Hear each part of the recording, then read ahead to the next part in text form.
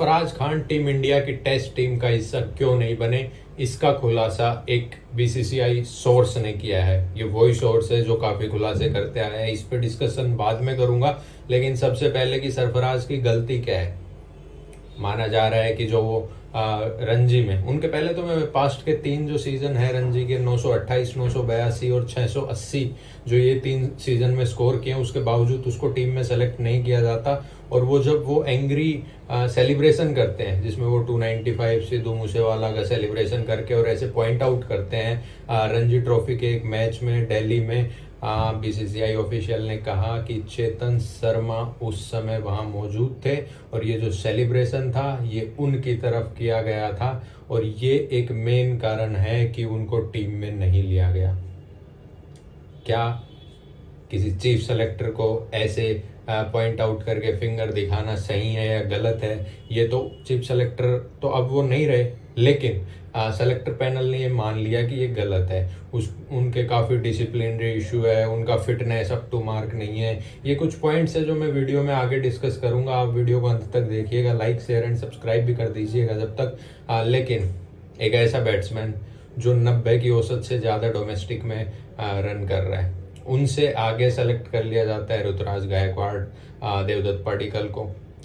पिछले WTC cycle में तो सभी लोगों ने ये मान लिया था कि चलो सरफराज सेलेक्ट होगा, आगे पूरा जो नया WTC साइकिल आएगा उसके लिए उनको बचा के रखा है। लेकिन अभी एक बीसीसीआई सोर्स जिनसे बात करी प्रेस ट्रस्ट ऑफ इंडिया ने, तो उन्होंने बताया कि जो उनके डिसिप्लिनरी इश्यूज हैं वो नॉट अप टू मार्क है। बकायदा उन्होंने ये भी कहा कि सरफराज और उनके पिताजी नौशाद, इनको इस बारे में सोचना चाहिए।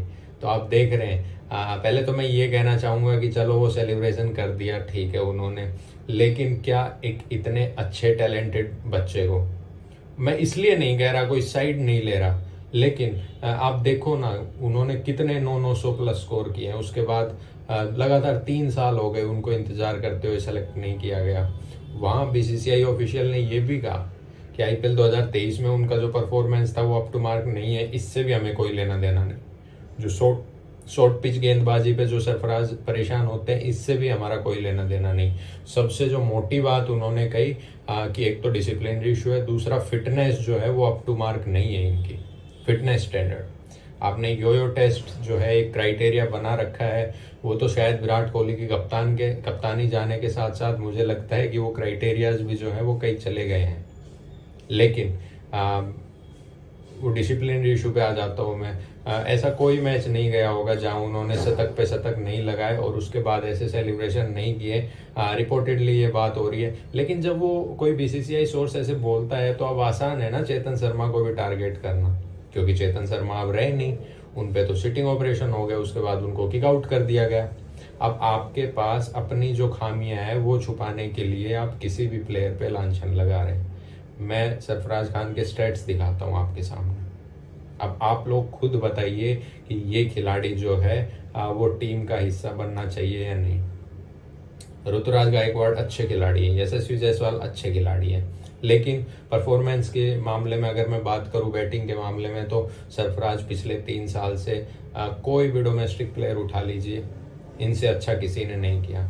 अभी हाल फिलहाल में जलद सक्सेना भी ऐसे चलते हुए और काफ़ी न्यूज़ में आए थे कि वो हाईएस्ट विकेट टेकर थे, लेकिन उसके बावजूद जो है उनको टीम में पिक नहीं किया गया।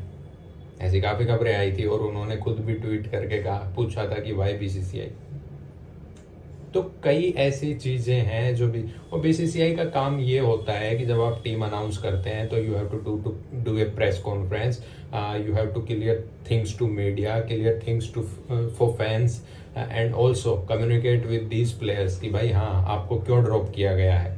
पुजारा अकेले मिले और बेचारे शांत रहते हैं, उनको काट दिया सबसे पहले। उसके बाद आप देखिए ना, इस पूरी टीम में देख लीजिए रोहित शर्मा ने कब स्कोर किया, विराट कोहली जो है उनकी भी जो है 30 से कम की एवरेज है। मतलब वरिष्ठ, मैं ये नहीं कह रहा कि मैं विराट का दुश्मन हूँ या मैं ही ये हूँ, लेकिन आप एक बार देखिए ये अपनी नाकामयाबी छुपाती है बीसीसीआई, और जो वेस्ट इंडीज़ के खिलाफ टीम चुनी गई उसमें सरफराज का ना होना काफ़ी जो है बवाल मच गया था सोशल मीडिया पे। सरफराज को भी फील हुआ होगा, उनके घर वालों को भी फील हुआ होगा, लेकिन उसके बाद जो आज स्टेटमेंट आई है उसमें ये बताया गया है कि भाई वो जो सेलिब्रेशन करके पॉइंट आउट किया, वो चेतन शर्मा को पॉइंट आउट किया था, इसलिए सेलेक्टर उन चीज़ों से खफा थे, इसलिए उनको नहीं लिया गया। डिसिप्लिनरी इशू जो था ये टीम सेलेक्टर और टीम मैनेजमेंट ये मानती है कि भाई साहब आपके जो है वो अप टू लेवल नहीं है, फिटनेस जो है वो आपकी अप टू लेवल नहीं है, आप तो हमें दिखाओ भाई यो टेस्ट आपने लिया होगा उसमें क्या रिजल्ट्स हैं, कुछ तो क्लियर करिए। या फिर फालतू इंडियन क्रिकेट को आपने अपने बाप की जागीर मान लिया है कि अच्छा हाँ ये टिक इस पे टिक और इस पे नहीं। लग तो यही रहा है पिछले दो साल से। रोजर बिन्नी जी, सभी ने कहा कि रोजर बिन्नी बन गए, अध्यक्ष बन गए, बहुत अच्छा काम हुआ है, लेकिन मेरे को आप एक चीज़ बता दीजिए कि रोजर बिन्नी ने कोई ऐसे स्टेप्स लिए हों। उन्होंने एक चीज़ जरूर कही थी कि भाई वर्ल्ड कप के लिए 30 लोगों को जो है हमने शॉर्ट लिस्ट कर दिया है, लेकिन आज तक उन 30 का नाम नहीं आया है, और उन 30 से ज़्यादा तो शायद अभी खेल लिए होंगे मेरे हिसाब से। आप टीम एक बार उठा के और खुद एनालाइज करिएगा क्या हुआ है क्या नहीं हुआ है। टेस्ट टीम में आपको 2 साल बाद फिर WTC फाइनल खेलना है, आपने क्या किया? सिर्फ एक पुजारा को बाहर कर दिया, नंबर 3 नया खोजने चले गए आप, वहाँ पे आप लाए एक यंग लड़के को जो सुपर डुपर हिट हुआ IPL में। तो क्या अब IPL जो है वो रणजी क्रिकेट से ऊपर चला गया है?